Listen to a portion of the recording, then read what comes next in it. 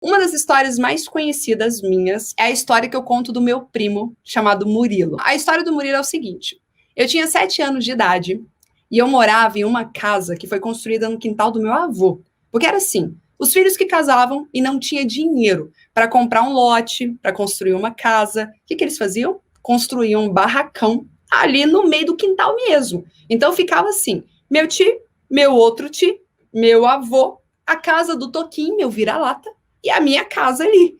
Nós vivíamos todos juntos, parecia uma aldeia, sabe?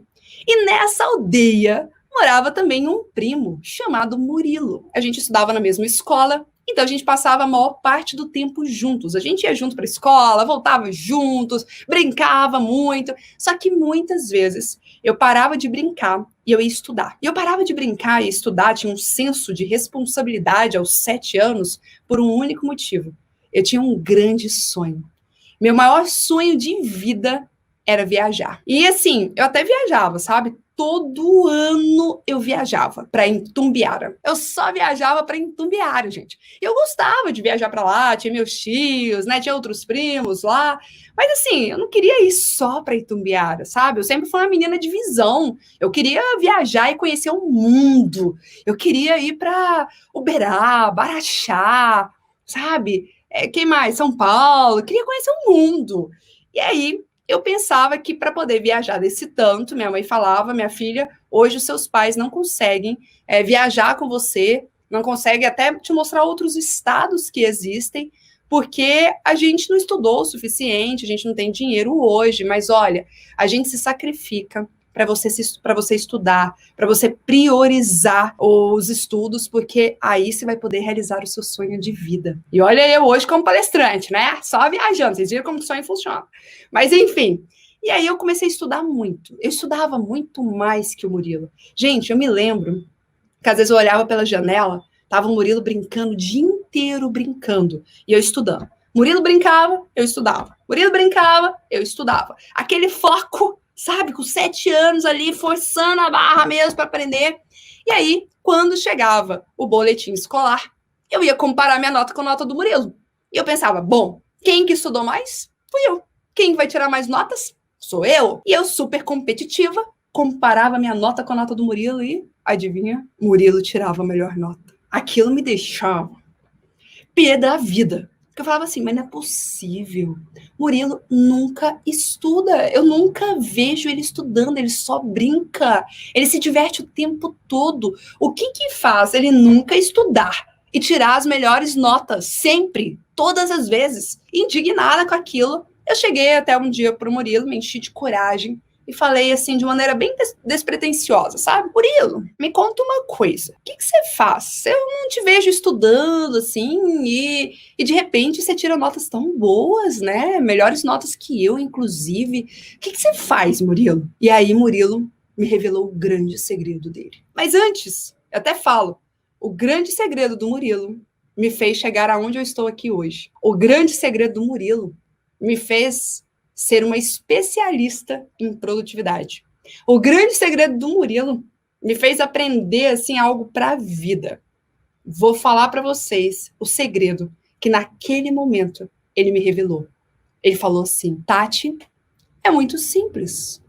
Eu presto atenção na aula. E eu falei: não, Murilo, deve ter mais alguma coisa, porque prestar atenção na aula eu também presto. E ele falou: ah, não sei não, Tati. Já reparei, viu? Muitas vezes durante a aula, o professor fala alguma coisa e você está viajando na maionese. E eu parei para pensar e falei: é mesmo. E eu falei: ah, tá, viajar na maionese, sei. O que mais? Eu já reparei também, você fica passando muito bilhetinho em sala de aula. E olha que eu nem era muito de comunicação, assim, eu era muito mais tímida, travada que hoje, mas de fato eu passava alguns bilhetinhos, porque eu era comerciante, né? Com 7 anos eu vendia as amostrinhas de perfume usadas da Avon, que minha avó me dava para eu brincar. Minha avó vendia Avon de porta em porta, tinha umas amostrinhas usadas de perfume lá, até vencida, em alguns casos. Ela me dava para eu brincar e eu não tinha mesada, logo a gente tem que dar um jeito, entendeu? Quando a gente não tem mesada, quando não tem dinheiro, o que você faz? Dá um jeito.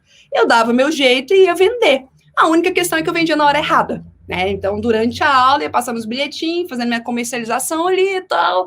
E aí, na hora que ele falou, eu falei: é mesmo, né? Pensei, tá, Agora eu descobri o segredo. Cheguei no outro dia na sala de aula, super convicta, e falei, agora vai. Agora eu vou aprender tudo. Olhava o professor, fixei o olhar assim, porque o Murilo me falou, Tati, o professor fala e eu nem pisco. Eu fico olhando tudo que ele fala.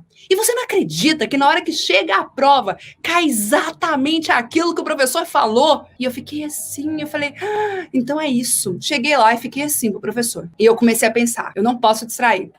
Não posso distrair. Não posso distrair. Quanto mais eu falava não posso distrair, o que acontecia? Sim, eu distraía. Quem conhece um pouquinho de PNL sabe que a palavra não existe no nosso cérebro. Então eu estava focado nas coisas erradas, eu estava focando naquilo que eu não queria para minha vida, enquanto eu deveria focar no que eu queria. Até o momento em que, aos 7 anos, eu desenvolvi o meu método. Qual foi o meu método? Anotar os principais pontos daquilo que o professor falava. E aí, uma das coisas que eu sempre pergunto para as pessoas, quando eu estou nas palestras, é: chegou o boletim escolar, minha nota, obviamente, aumentou. Eu fui comparar minha nota com a nota do Murilo, e desta vez, adivinha quem tinha tirado a melhor nota? Quem? Gente, vocês acreditam que depois de eu aumentar muito minha nota, depois de eu criar meu método, o Murilo ainda tinha conseguido tirar uma nota melhor do que a minha? Eu fiquei indignada. Eu falei, o quê? Eu fiz o que o Murilo falou que faz. Eu aperfeiçoei, eu melhorei o método do Murilo. O que justifica ele tirar uma nota melhor do que a minha? Da raiva, né? E aí eu fui entender. Aos 7 anos, a vida dura me ensinou o poder da persistência. Qual era a diferença? O Murilo já tinha mais tempo de experiência, ele já tinha mais prática que eu. E talvez você que esteja aqui acompanhando, você esteja vivendo isso. Você acabou de descobrir, olha, começou a assistir as lives da Tati, tem 5 dias. Acabou de fazer algumas anotações, tem algumas ideias ali para aplicar, tá mais empenhado, mais motivado, e aí já acha assim, vou fazer isso aqui e vou ganhar 100 mil reais numa semana. Se eu fizer e não ganhar, não sei não. Vou desistir de tudo, vou parar. Você quer saber? Esse método não funciona. Esse método não dá certo. E aí o simples ato de você desistir, sem persistir, sem criar uma musculatura, mais tempo, sabe, de prática, isso vai fazer você perder grandes oportunidades também na sua vida. Ainda bem que nessa época, apesar da minha indignação, eu pensei, poxa, já melhorei minha nota. Já está melhor do que ela estava antes. Então, eu tenho que só persistir mais um pouquinho, porque logo eu consigo passar do Murilo. E aí foi o que eu fiz. Continuei insistindo no meu método, anotando tudo que o professor falava, a prova chegou, eu olhei a prova, lembrava até das piadas que o professor falava, escrevi tudo e adivinha? Consegui, finalmente, tirar uma nota melhor do que a nota do Murilo. E aí as pessoas, quando estão na minha palestra, falam assim, Tati, e o Murilo? O que aconteceu com ele? Gente, o Murilo não estava competindo comigo, não, estava competindo sozinho, entendeu? Esse meu primo, ele é muito bom. Era só eu que estava competindo. A competitiva aqui sou eu. Ele só é inteligente, ele só tem o método dele, entendeu? E aí deu muito certo. Mas, enfim, viram o quanto que uma história traz vários insights? Essa história, assim como qualquer história, ele traz várias lições. Só que vocês viram o quanto que eu contei vários elementos da história que a torna mais envolvente, que a torna mais inspiradora. Por quê? Porque ela seguiu uma estrutura. Aqui eu passei um pouco da minha vulnerabilidade também para vocês, que gera uma identificação. Né? Algumas pessoas se identificam mais com o Murilo e tá tudo bem, né? Mas algumas pessoas se identificam comigo, e aí, vem cá, parceiro, parça. Mas aí o que acontece com uma história? A primeira vez que eu lembrei dessa minha história, afinal de contas, gente, é uma história de quando eu tinha 7 anos de idade. E eu lembro que eu contei ela sem dar valor nenhum. Eu não dei valor nenhum para essa história. Eu falei, é uma competiçãozinha que eu tive com meu primo, tá? Nossa, eu lembro só... Eu contei a história mais ou menos assim. Vamos fazer, a gente fez o depois, agora a gente vai fazer o antes. Sem técnica, sem estrutura, sem preparo. A primeira vez que eu contei essa mesma história que vocês acabaram de ouvir.